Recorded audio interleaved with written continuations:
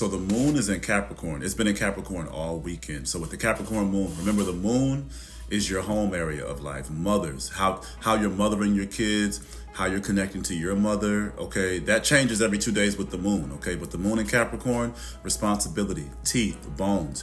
The kids are with their grandparents, okay? You're talking about your grandparents. You've had to talk to your kids about responsibility, the back, the bones, the teeth.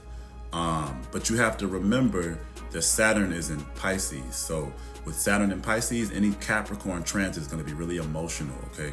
So this weekend, maybe looking at pictures and videos of grandparents and parents who have passed, somebody losing a teeth.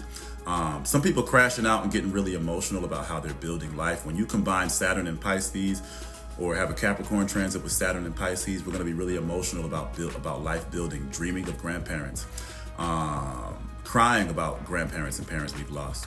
Aries in the sky with the Capricorn moon. Remember, Aries squares Capricorn, okay? So bone breaks, teeth accidents, new managers, conflict with managers, discussing conflict with managers, discussing new ways, Mercury retrograde in Aries, okay, discussing new ways to make money, discussing new career goals. Conflict with managers. A friend of mine who is an Aries Mars.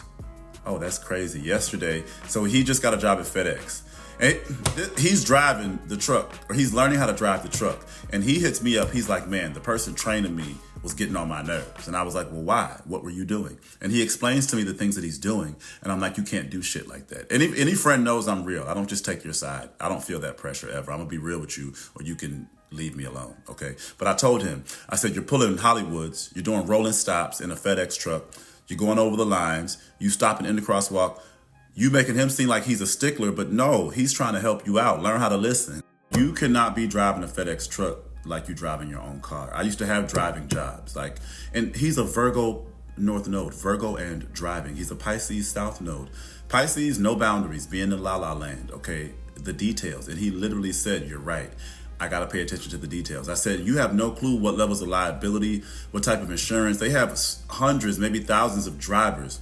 When you drive for FedEx or UPS or DHL, your driving has to be tight. They have to manage so many drivers, and you don't understand that level of liability, and you're defiant. I can tell. If it was absent-minded, I would get it, but it wasn't absent-minded. You want to do what you want to do, because what did he say?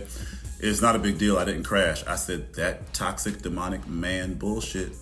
Men think like that until they fuck shit up.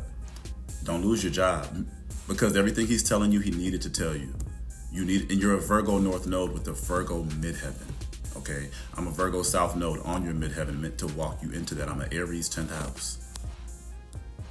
And then my friend's Aries Mars sits in my 10th house. The house, when you have 10th house synastry with somebody, you're gonna manage them, they're gonna help manage you, okay? You're gonna deal with each other's parents, managers, and he's a Virgo 10th house, okay? He's a Virgo North Node in his 9th house, but his midheaven is Virgo.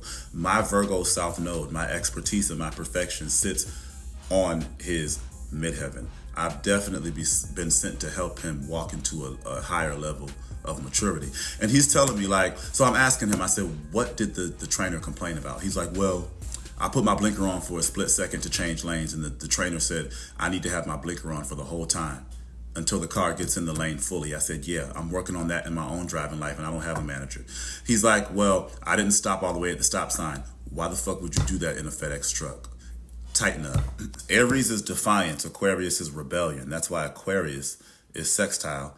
Aries, they're one and the same, but they are slightly different. But he's an Aries Mars, and I kept telling him about his defiance. I asked him, I said, did you have ODD as a child? That's really Aries Mars, having ODD. They talk about Pink, the singer. She's a Virgo sun, Aries moon, I'm quite sure. Check, but I'm quite sure. They used to talk about how defiant she was as a kid. But defiance is Aries. And then Aries and Capricorn. Capricorn is the authority. Aries is defiance. And I definitely see this in real life. Real life astrology, that's all we do. But maybe you have issues with defiant children. But Aries and Capricorn transits with the Capricorn moon, helping people enter the military, the police force, people talking about entering the military, police force, firefighting, discussing sexual trauma with Saturn and Pisces associated with parents or parenthood, managing your traumas, helping your parents with their own traumas, taking action towards your trauma or mental health. All in all, this weekend, parenthood, grandparents, the kids are with their grandparents, discussing responsibility with your children, dealing with anything involving CPS, the government, the back, the bones, dentistry, dentist appointments, kids and responsibility. With Saturn and Pisces, dreaming about your parents, discussing dead parents or dead grandparents, getting downloads from grandparents or dead grandparents, dealing with music in some way, shape, or form. With all this Aries in the sky, conflict with parents, conflict with managers, new managers at work, thinking about, we got Jupiter and Gemini, so thought is big right now, okay? But with all this Aries in the sky, and Saturn and Pisces, thinking about physical or sexual trauma, managing physical or sexual traumas.